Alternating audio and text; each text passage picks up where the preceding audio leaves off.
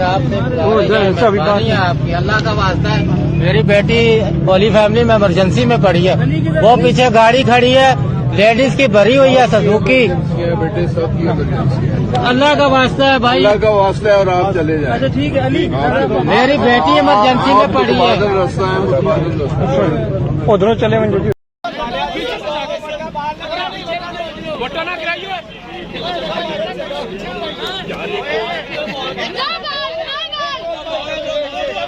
ऐसा मैच जो है किधर से खेला गया। आपने दो क्लिप्स मुलाहिजा किए। पहले क्लिप में टेक्सला के अंदर एक आम शहरी गुलाम सरवर खान साहब से रिक्वेस्ट कर रहा है कि मेरी बेटी जो है वो हस्पताल के अंदर एडमिट है और मेरी गाड़ी के अंदर ख़वातीन बैठी हुई, घर की ख़वातीन, हमने वहाँ जाना है, और खुदा का वास्ता दे रहा है उनको। और उस पर गुलाम सरवर खान साहब जो ज़ाहिर है वो पाकिस्तान के वफाकी वज़ीर भी रहे हैं और वो अवामी नुमाइंदा भी हैं और दर्द दिल भी रखते हैं। उनका जो जवाब है वो आपने सुन लिया कि वो ये कह रहे हैं कि भाई को मुतबादल रास्ता इख्तियार करके अब चले जाओ, सबके लिए इमरजेंसी है। और फिर जो दूसरा क्लिप है उसके अंदर जो डिप्टी स्पीकर हैं पंजाब असम्बली के, वासिक कयूम नाम है उनका, आपको पता ही होगा, ये M2 पे मोटरवे के ऊपर ज़ाहिर ट्रैफिक रोक के मोटरवे बंद करके वहाँ पे क्रिकेट खेल रहे हैं। ये पाकिस्तान की इस वक्त की ताज़ा तरीन सूरत हाल है। और इसके बाद अगर आप इस्लामाबाद के गिरदोनवा में चले जाएं, रावलपिंडी से आने वाला हर रास्ता बंद है और ना ही इस शहर के अंदर कोई शख्स दाखिल हो सकता है और ना ही यहाँ से कोई निकल सकता है। और इसके बाद अगर आप पंजाब के मुख्तलिफ शहरों में चले जाएँ, आप रवात चले जाएँ, आप रावलपिंडी चले जाएँ, आप फैसलाबाद चले जाएँ, लाहौर चले जाएँ, गुजरा चले जाएँ, कहीं भी चले जाएँ पंजाब के अंदर, वहाँ पे लोग सड़कों के ऊपर टायर रख के, जला के, सड़कें बंद करके, रास्ते बंद करके खड़े हुए हैं और वो शायद किसी इंकलाब के लिए सब कुछ कर रहे हों। मेरे दोस्त का एक वाक़या है, उनके आज इस्लामाबाद में उनकी बेटी रावलपिंडी में पढ़ती है, तो वो दोस्त बड़ी परेशानी के आलम में मेरे पास है और उसने कहा कि मेरी बेटी कॉलेज के अंदर है और रास्ते सारे बंद हो गए हैं। मेरे दो ड्राइवर्स हैं, दो साइडों से वो रावलपिंडी पहुंचने की कोशिश कर रहे हैं लेकिन वहां नहीं पहुंच पा रहे। और शाम हो गई है, कॉलेज बंद हो रहा है और मुझे समझ नहीं आ रही कि मैं अपनी बेटी तक कैसे पहुंचूं और उसको कैसे रावलपिंडी से लेकर आऊँ। वो मुझसे मदद चाह रहा था और मैंने उससे कहा कि भाई मैं खुद अगर इस किस्म की सिचुएशन का शिकार हूँ तो मैं तो खुद भी कुछ नहीं कर सकता। मेरे अपने साथ हफ्ते के दिन एक वाक़या पेश आया और फिर उसके बाद एतवार के दिन भी वो दूसरा वाक़या पेश आया। मैं लाहौर गया था हफ्ते के दिन। लाहौर पहुंचने के बाद मोटरवे से मैं लाहौर के अंदर दाखिल होना चाह रहा था, मुझे 4.5 घंटे लग गए थे लाहौर के अंदर दाखिल होने के लिए। मोटरवे बंद हो गया, वहाँ से ट्रैफिक को डाइवर्ट कर दिया गया रिंग रोड की तरफ।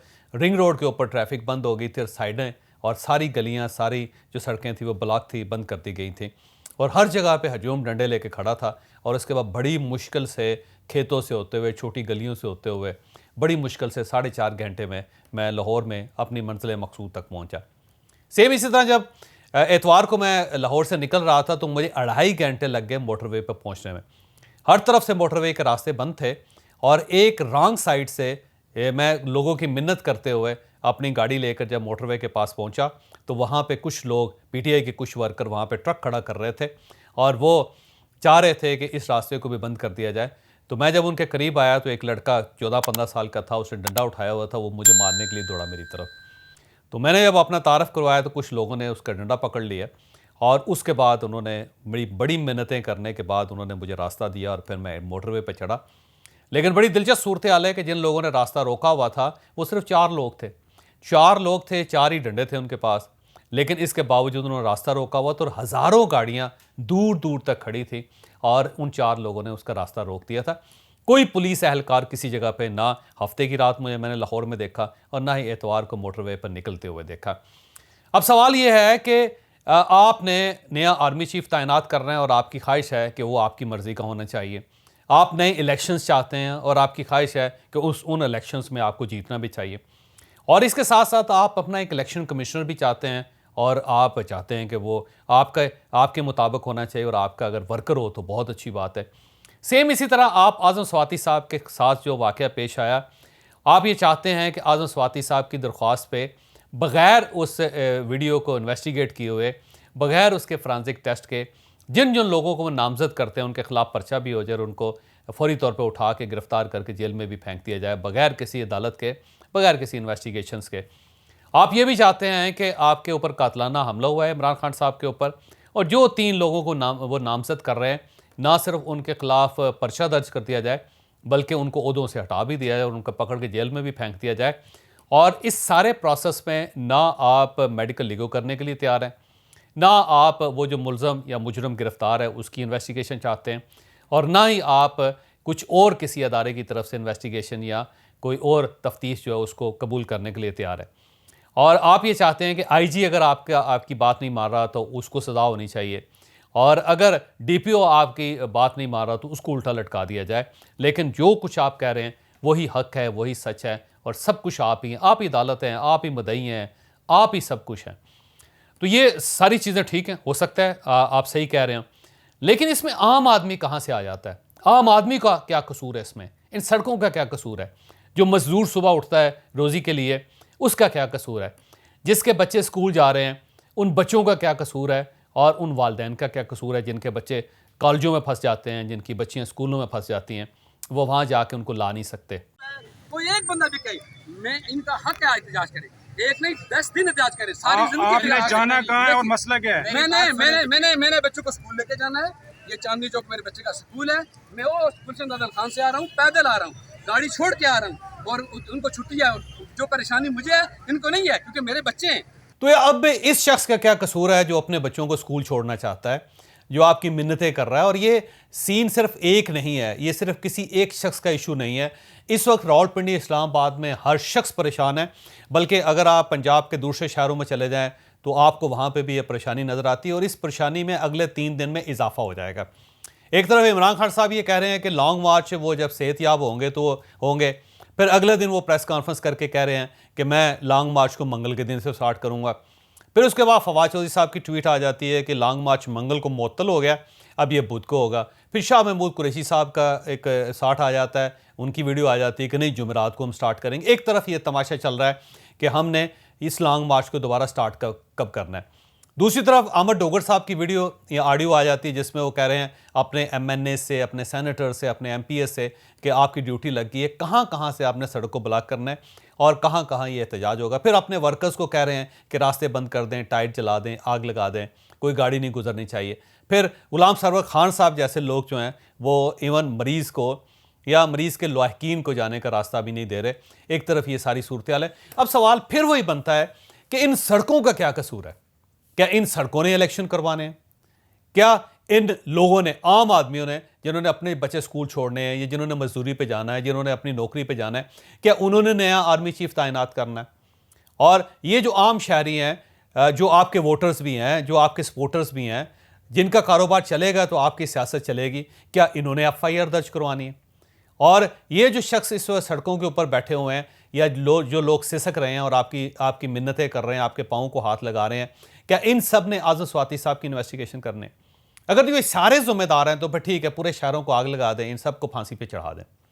लेकिन अगर इन लोगों का कोई कसूर नहीं है तो मुझे फिर ये समझ नहीं आ रही कि आप एहतजाज कर किसके खिलाफ रहे? इन लोगों को क्यों अजाब में डाला हुआ है आपने?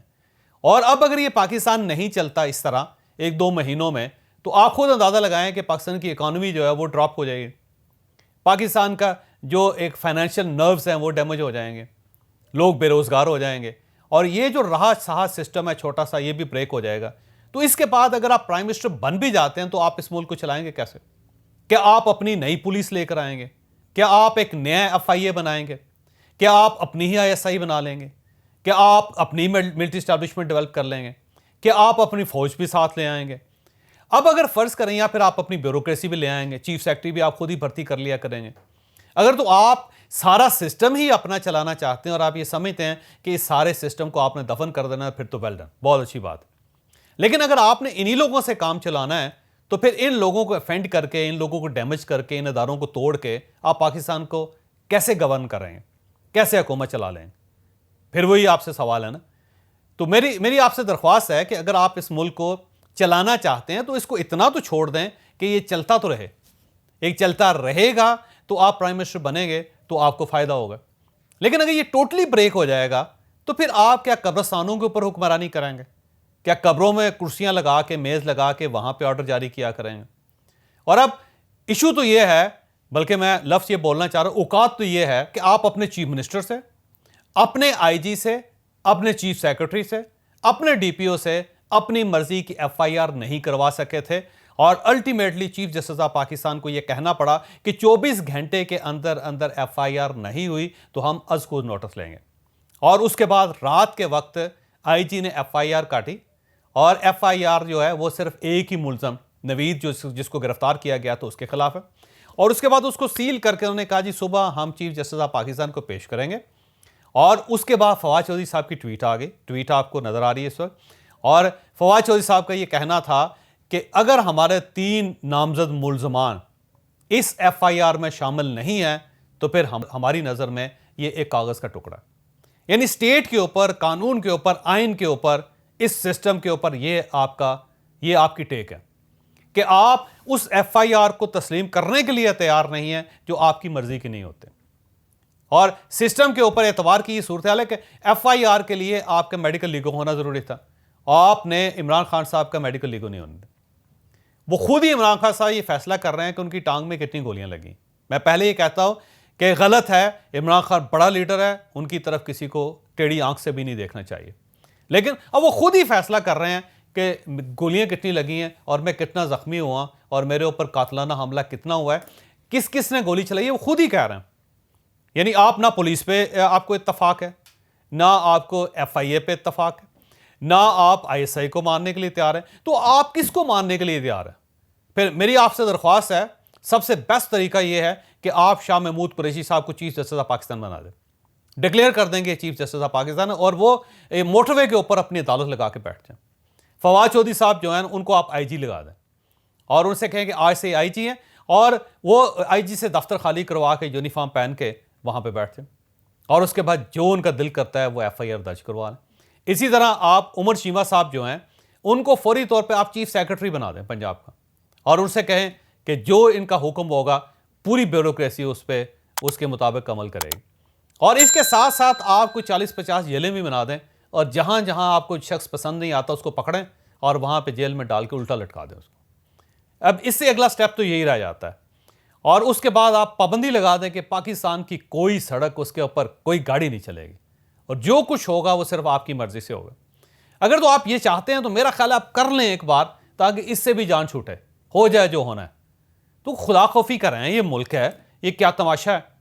मेरी इस गवर्नमेंट से भी दरख्वास्त है कि अगर आप सड़कें नहीं खुलवा सकते तो आप गवर्नमेंट किस चीज़ की हैं मुझे बताएं। कम से कम सड़कें तो ओपन करें, ये तो खुलवा लें।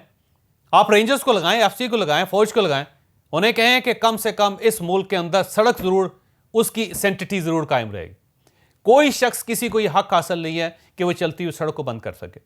कम से कम एक यही अथॉरिटी बना लें कि कोई भी शख्स होगा, कोई भी पार्टी होगी, वो मजहबी हो, गैर मजहबी हो, सियासी हो, गैर सियासी हो, सड़क बंद नहीं कर सके।